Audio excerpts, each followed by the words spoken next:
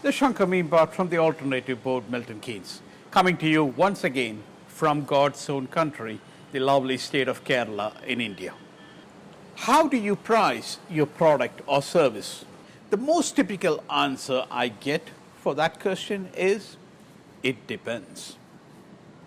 And that's right, it depends on a large number of circumstances. But if you eliminate some market factors like entering the market and so on, there are essentially two ways of determining the pricing of a product or a service. It's either cost-based or value-based. Cost-based pricing essentially means you determine the cost of creating and delivering the product or service, and you add on a margin to set the price for your customer.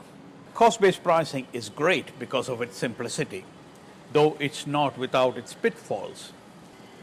There are primarily two things that you need to watch out in cost-based pricing.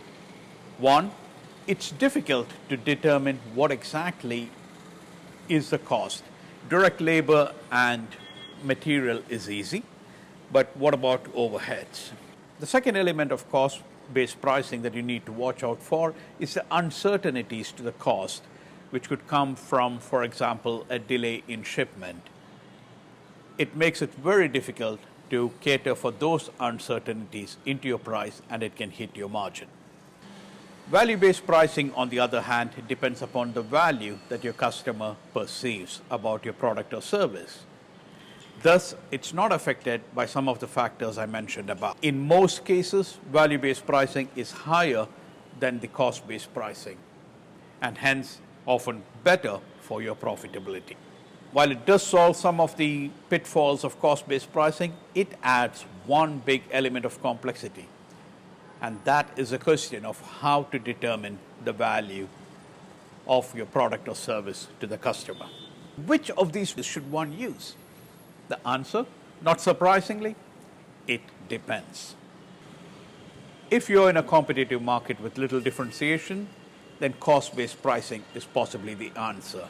However, that is not sustainable, as invariably someone else will come in with a lower cost, which means that in almost all situations, value-based pricing is a better option for you. So what are the steps to move to a value-based pricing? I'd like to summarize it as determining the worth of your product. Worth as in W, which stands for understanding who your customer is. Since it's a customer's perceived value, it's important to be able to focus on who exactly you're trying to serve. O is for the customer opinion or perception. Remember, you don't define the value, it's a customer that does. So the opinion of the customer is crucial. R stands for market research, which is absolutely crucial to understanding what your customer is willing to pay.